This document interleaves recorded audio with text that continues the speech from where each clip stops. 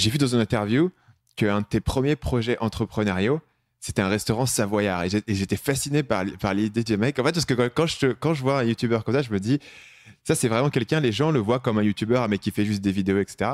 Et moi, je suis intéressé par tous les aspects qui viennent autour, la mentalité, tu vois, bon, on va dire l'aspect business, tu vois, mais sans du tout être péjoratif dessus, mais juste sur l'aspect de dire, OK, c'est quoi ce que je suis en train de construire, quoi. Ouais. Et quand j'ai découvert que tu avais un restaurant savoyard, je me dis, c'est complètement différent, mais en même temps, il y a un sens où c'est cohérent, tu vois.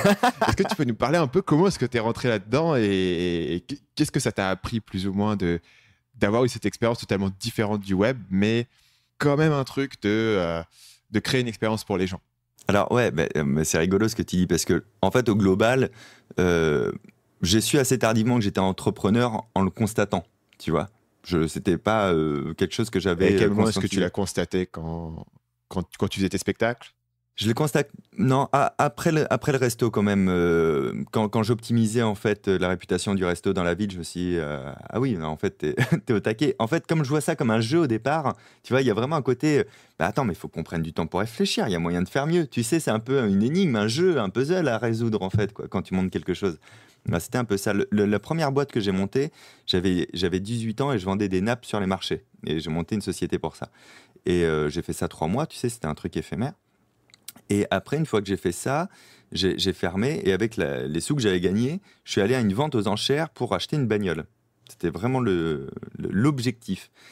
Et pour la faire très très courte, je suis reparti sans voiture, mais avec un fonds de commerce. Parce qu'il y avait un fonds de commerce que j'avais les moyens de m'acheter. Et c'était trop ouf parce qu'il y avait un logement au-dessus. Et je me suis dit, putain, c'est pas très cher. Du coup, si je fais un resto en bas, je peux vivre au-dessus et les charges payent l'ensemble. Donc, j'ai pas besoin de gagner beaucoup. Il n'y a pas trop de risques et ça me fait un logement. Et putain, ça peut être trop cool, quoi, tu vois. Et donc, j'ai acheté ce resto-là. Et je me suis dit, on va faire quoi, tu vois. Je suis à La Rochelle et tout. Donc, j'appelle un pote qui est cuisinier. Est-ce que tu veux faire ça avec moi? Ouais, ok. Je fais, on fait quoi et tout. Tu vois, nous, c'est une ville de fruits de mer, de soleil, d'été, de chaleur. Et à un moment donné, je percule, je fais, on va faire du savoyard. C'est trop cool parce que ça n'existe pas du tout à La Rochelle. Qui n'aime pas la raclette, la fondue et toutes ces conneries? Moi, j'adore ça personnellement. Et je me dis, en plus, ça peut être malin parce qu'on travaillera très mal l'été, mais on travaillera bien le reste de l'année avec les Rochelais, la vraie clientèle qui reste, pas les touristes. Sauf que les touristes, ils sont là 2 mois et les Rochelais, ils sont là un an, sur un an, tu vois. Donc, ça peut être assez cool. Et c'est comme ça qu'on a lancé le truc et avec cette petite réflexion de si j'arrive à choper les Rochelais et qu'ils se disent ça, c'est un truc que connaissent pas les touristes, ça, c'est un truc à nous. Alors peut-être que je vais m'implanter vraiment dans le paysage comme étant le petit truc atypique en plus où tu viens passer un bon moment et manger un plat hyper original pour la ville. Et c'est ce qui s'est passé. Et j'ouvrais pas le midi, j'ouvrais que le soir. Et le soir, j'ouvrais jusqu'à tant qu'il y ait du monde. Donc c'est pareil, j'avais rajouté ce truc de, il y a un restaurant en plus dans La Rochelle où on est en semaine, en plein hiver, c'est pas encore les vacances ou un truc comme ça. Il est minuit et demi. Bah, peut-être que je peux manger chez Olicard et il fait peut-être encore des fondus. C'est encore possible, tu vois. Donc, il y avait ce truc-là et moi, je m'en foutais de finir tard. J'ouvrais pas le matin et j'avais mon appart qui était au-dessus. Donc, c'était très cool, quoi, tu vois. Et qu'est-ce qui a fait que tu t'es pas lancé dans la restauration, t'as pas ouvert d'autres restos? Qu'est-ce qui a fait que à un moment donné, tu t'es dit, non, en fait, je vais faire autre chose? Non, en fait, c'était prévu à l'ouverture que j'arrête. C'est-à-dire que quand on a ouvert avec mon pote, avec Denis, on s'est dit 2 choses. On s'est dit, on va profiter à mort. Quand je dis profiter, c'est aussi faire la fête, etc. On avait 18 ans, hein, donc on va vraiment profiter. Et comme on avait vu un peu plein de gens dans la rue, c'était une rue piétonne hyper sympa et tout le monde était très pote et tout, on s'est dit par contre, faut pas devenir comme eux, ceux qu'on aime bien, tu vois. Et là, nous, on avait 18 ans et demi et on côtoyait, on sortait avec des mecs qui avaient 40 ans, qui étaient hyper cool, qui étaient serveurs, restaurateurs et tout. Et ces personnes-là, ça fait 10 ans qu'ils disaient, bah ouais, là, je fais ça, mais je ferai pas ça toute ma vie. Après, je vais arrêter à un moment donné la restauration. Et plus le temps passe, plus tu as un problème de toujours pas développer de nouvelles compétences.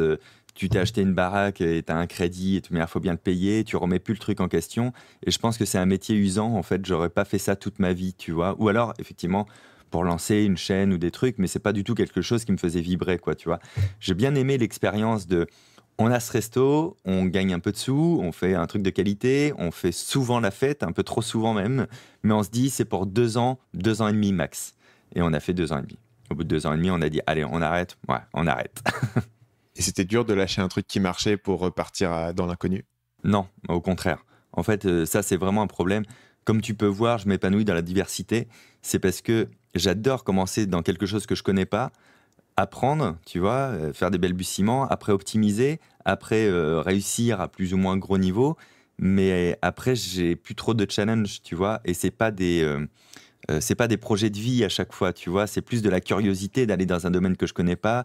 Et c'est pour ça, je crois que c'est toujours un petit peu en mouvement parce que je vais avoir une tendance à me lasser, tu vois, et puis, j'aurais plus le feu sacré. Malheureusement, quand quelque chose marche trop bien, ça m'enlève le feu sacré de me dire, allez, on va continuer à développer et tout.